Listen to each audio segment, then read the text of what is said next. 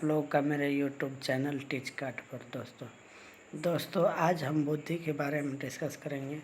20 अगस्त 2023 को जो सीटेट का एग्ज़ाम होने वाली है उसके लिए दोस्तों ये टॉपिक बहुत महत्वपूर्ण है, इसलिए आप लोग वीडियो को बिना स्किप किए हुए अंतिम तक देखने का प्रयास कीजिएगा। दोस्तों वीडियो को शुरू करने से पहले आप लोगों से अनुरोध है कि चैनल को सब्सक्राइब कर लीजिए। दोस्तों आप लोगों के लिए मैं और भी बहुत उपयोगी वीडियो सब लेके आऊँगा, जैसे पियाजे, कोहलबर्ग का नैतिक विकास का सिद्धांत, ये सारे वीडियो आप लोगों को लिए मैं प्रोवाइड करूँगा।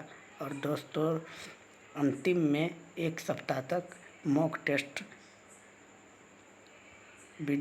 टेस्ट वाला वीडियो अपलोड करूँगा दोस्तों, जो आप लोगों के लिए बहुत हेल्पफुल होगा। दोस्तों अभी हम बुद्धि को डिस्कस कर लेते हैं। दोस्तों बुद्धि शब्द का प्रयोग सामान्यतः प्रज्ञा, प्रतिभा, ज्ञान एवं समझ इत्यादि के अर्थों में किया जाता है। दोस्तों मनुष्य के अंदर जो ज्ञान होता है, जो प्रतिभा होता है और जो समझ होती है दोस्तों, इन सारे अर्थों में बुद्धि का प्रयोग किया जाता है। बुद्धि वह शक्ति है जो हमें समस्याओं का समाधान करने एवं उद्देश्यों को प्राप्त करने में सक्षम बनाती है। दोस्तों यदि मनुष्य के पास बुद्धि न हो तो वो किसी भी समस्याओं का समाधान नहीं कर पाएगा दोस्तों, और अपने उद्देश्य को प्राप्त करने में असक्षम रह जाएगा। इसलिए हमारे समस्या का समाधान करने के लिए और किसी भी उद्देश्य को प्राप्त करने के लिए दोस्तों बुद्धि का होना बहुत ज़रूरी है। दोस्तों इसके बाद है बुद्धि के संदर्भ में मनोवैज्ञानिकों में मतभेद है। फिर भी यह निश्चित तौर पर कहा जाता है कि किसी के व्यक्तित्व का मुख्य निर्धारक है, क्योंकि इससे व्यक्ति की योग्यता का पता चलता है।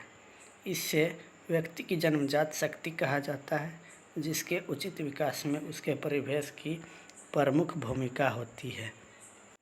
दोस्तों बुद्धि को लेके मनोवैज्ञानिकों में बहुत मतभेद है।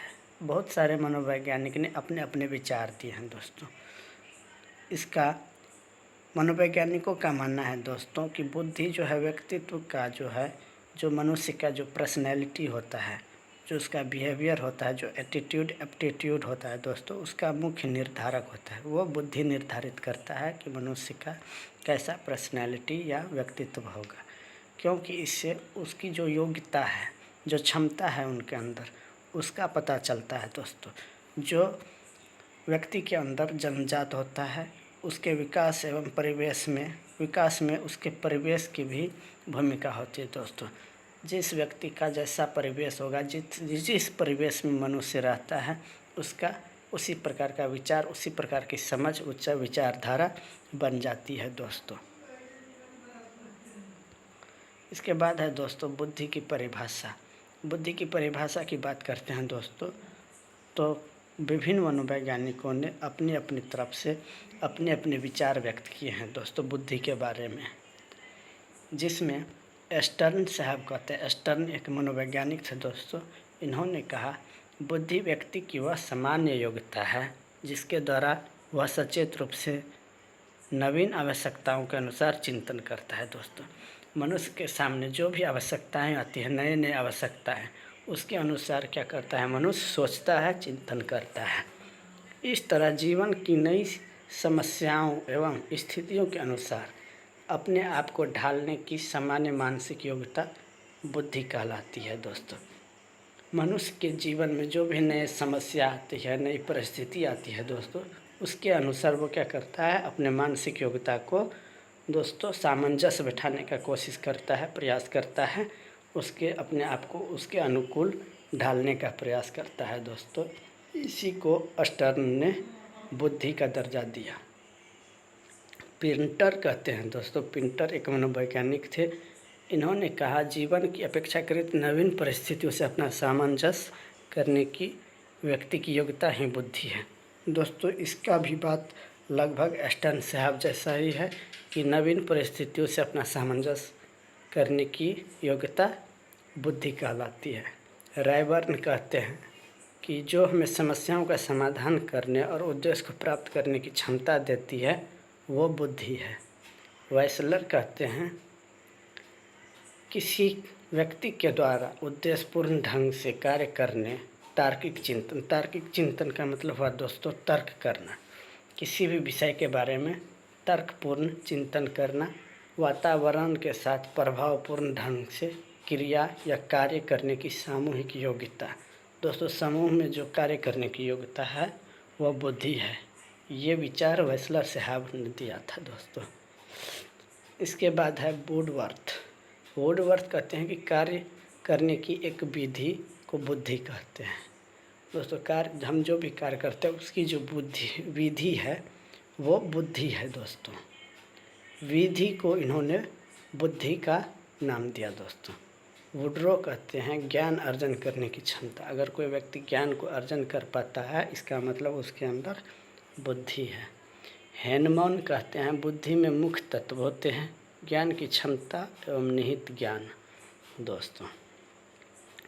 इसके बाद है दोस्तों थॉर्नडाइक, सत्य या तथ्य के दृष्टिकोण से उत्तम प्रतिक्रियाओं की शक्ति ही बुद्धि है। कॉल्विन कहते हैं यदि व्यक्ति ने अपने वातावरण से सामंजस्य करना सीख लिया है या सीख सकता है तो उसमें बुद्धि है। दोस्तों कोई व्यक्ति अपने वातावरण में, अपने आसपास, अपने परिवार, समाज, विद्यालय में अपना सामंजस्य बैठा पाता है तो वह बुद्धि है। एलम टर्मन कहते हैं बुद्धि अमूर्त विचारों के संदर्भ में सोचने की योग्यता है दोस्तों। अमूर्त विचारों का मतलब है दोस्तों अप्रत्यक्ष विचार, जिसे हम नहीं देख सकते न छू सकते हैं दोस्तों। उस चीज़ों के बारे में जो सोच सकता है, जिसके अंदर सोचने की योग्यता है वो बुद्धि है दोस्तों। ये एलम टर्मन ने कहा दोस्तों। इसके बाद हम यदि सारे परिभाषाओं को कंक्लूड करते हैं तो एक ही कंक्लूजन निकल के आता है दोस्तों। उपरोक्त परिभाषाओं के अनुसार या हम कह सकते हैं कि बुद्धि अमूर्त चिंतन करने की योग्यता, अनुभव से लाभ उठाने की योग्यता, अपने वातावरण से सामंजस्य करने की योग्यता, सीखने की योग्यता और समस्या समाधान करने की योग्यता तथा संबंधों को समझने की योग्यता ही बुद्धि है दोस्तों। ये वीडियो आप लोगों को कैसा लगा कमेंट बॉक्स में ज़रूर कमेंट कीजिएगा। चैनल को सब्सक्राइब कर लीजिए दोस्तों। आगे की वीडियो आप लोगों के लिए बहुत उपयोगी होगा। और यह बुद्धि वाला टॉपिक दोस्तों, इससे 2 या 4 क्वेश्चन सीटेट में CDP वाला पोर्शन में ज़रूर आएगा दोस्तों। हर साल आता है और इस बार भी आएगा दोस्तों। इसलिए यह वीडियो आप लोगों के लिए बहुत ज़रूरी है। आप लोग शेयर कर दीजिए अपने दोस्तों को और चैनल को सब्सक्राइब कर लीजिए। आज का वीडियो हम यहीं तक रखेंगे। आगे हम दूसरे वीडियो में हार्वर्ड गार्डनर का बहुबुद्धि सिद्धांत और बहुआयामी बुद्धि को डिस्कस करेंगे दोस्तों। जय हिंद।